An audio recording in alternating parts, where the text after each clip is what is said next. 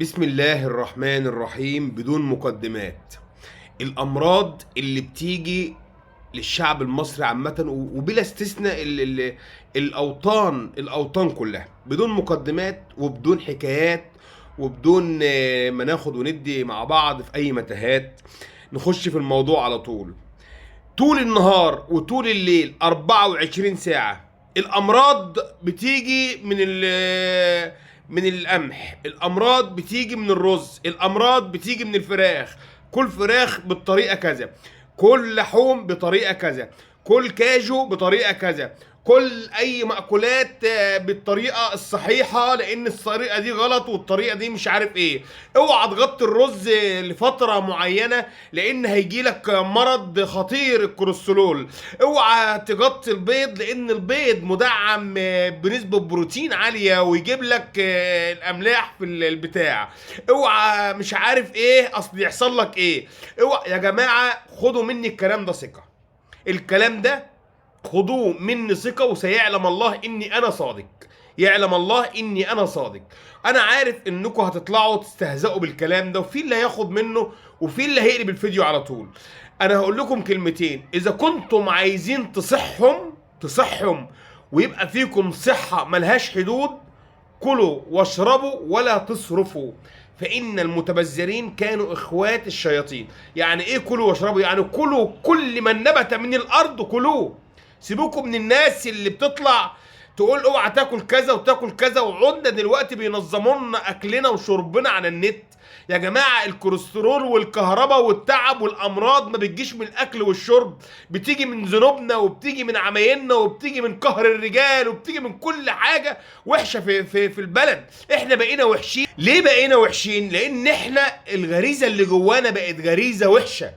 دلوقتي احنا قاعدين 24 ساعة نسمع اوعوا تاكلوا الرز اصل بيجيب امراض ايه، اوعوا تاكلوا المكرونة اصل مش عارف، اوعوا تاكلوا اللحوم اصل، اوعوا تاكلوا الفراخ اصل فيها امراض. يا جماعة كل ده فشل. كل ده انا بقول الكلام ده فشل. كلوا فراخ، كلوا لحوم، كلوا كل حاجة كل حاجة. اوعى اي دكتور دلوقتي بيطلع على السوشيال ميديا او على التلفزيون او اي حد يقول لك اوعى تاكل كذا اصل بيرفع لك الكوليسترول، اوعى تاكل مش عارف ايه اصل يجيب لك سكر، كل كذا اصل يظبط لك الدم. يا جماعه، احنا طول عمرنا، انا مواليد 80، طول عمرنا بناكل اللي محدش كله في الدنيا. واللهم لك الحمد ولك الشكر، حامدين وشاكرينه، واللهم لك الحمد، اللهم لك الحمد. فينا صحة ربنا يدومها علينا، اللهم لك الحمد. واللهم لا تأخذنا إلا وأنت راضي عنا.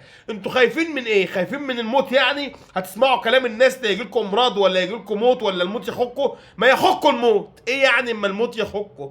يا جماعة، الدنيا جنة المؤمنين ونار الفاسدين. اذا كنت انت مؤمن خايف من الموت ليه؟ إذا كنت أنت مؤمن وعندك تقوى وعندك دين وعندك خشوع من الله عز وجل، أنت خايف من الموت ليه؟ ما تموت يا عم. إيه يعني ما تموت؟ تجنة ربنا. من حب لقاء الله حب الله لقاءه. يعني الدنيا دي إيه يعني؟ الدنيا دي ولا أي حاجة. إذا كنت مؤمن ما تخافش من الموت. كل واشرب وكل اللي نفسك فيه في الدنيا اعمله طالما في الحلال وليس في الحرام. كل اوعى تسمع كلام أي دكتور يطلع على السوشيال ميديا يقول لك لا مؤاخذة الأكل ده اوعى تاكله، هو مش عارف إيه يجيب لك امراض ايه. كل يا باشا، كنت مقتدر هات يا باشا لحمه وهات سمك وهات فراخ واديها يا حاج، اديها يا حاج. سيبك من الدكاتره اللي طلعوا مؤاخذه جابوا الامراض للناس. الكلام ده جاب لنا المرض منهم هم. يا جماعه، ده كلام وكلام فاشل ولا ليه اي اساس ولا ليه اي لازمه. اسمعوا كلامي، اسمعوا كلامي يا جماعه. كلوا واشربوا. سيبوكم من اي دكاتره وسيبوكم من اي حد بيطلع على النت يقول لك ظبط اكلك ما تاكلش مش عارف ايه. انا يا جماعه ما اعرفش انام ولا اتكيف في نومي الا ما اكل. هموت بتاع ربنا، بتاع ربنا. طالما سيدنا رسول الله صلى الله عليه وسلم قال لك تلت هواء وتلت ماء وتلت اكل عشان يبقى شفاء، اكل تلت وتلت وانام. ايه يعني؟ تسمعوش كلام حد يطلع عليكم يا جماعه هاتوا اسماك وهاتوا لحوم وهاتوا فنيخوا وكلوا. حقيقي هي حاجه واحده بس اللي ما تكتروش منها، البيزوهات والشيبسيهات والقرف ده. فعلا ناكل ونشرب ناكل كل حاجه. دوس دوس يا حاج، اللي قدامك دوس. كل يا حاج، قول يا رب. يا جماعه، ما تخافوش من الامراض ولا تخافوا من الموت. ايه يعني؟ ايه يعني هيحصل؟ يعني نموت يا رب القيامه تقوم تكنس، ما تخلي لا كبير ولا صغير. لان الظلمه في البلاد بقوا كتير والظلمه في الدول بقت كتير. الظلمه بقوا كتير قوي قوي قوي. والفقراء اتظلموا وتعبوا وجالهم القهر. حتى الرجال اتقهرت. يا ويل يا ويل، كل واحد مسؤول عن قهر الرجال. اللي قادر يا جماعه ياكل، واللي مش قادر يساعد اللي قادر يساعد اللي مش قادر، وكلنا نقف جنب بعضينا. وكل يا باشا، وسيبك من الناس اللي بتيجي على السوشيال ميديا، الناس الكدابين دي. الناس دي يا جماعه فشل، عايزين ياخدوا فلوس على التعليقات والحاجات دي. انا بقول لكم يا عم، اللي يخش يتفرج على الفيديو ما يعملش تعليق عملت ما عملتش، ان شاء الله ما عملت. انا بقول لك حاجه لوجه الله، سوري يعني انا اسف، ولكن اتفرج لمصلحتك لوجه الله. كل يا باشا واشرب واعمل كل اللي انت عايزه، مش هتموت الا في ميعادك، ومش هيجيلك مرض الا في ميعادك. ولكن طهر نفسك مع البشريه وانت تبقى مصحح. استودعكم في رعايه الله وفي حفظ الله وحمايته. باي، بدون سلام.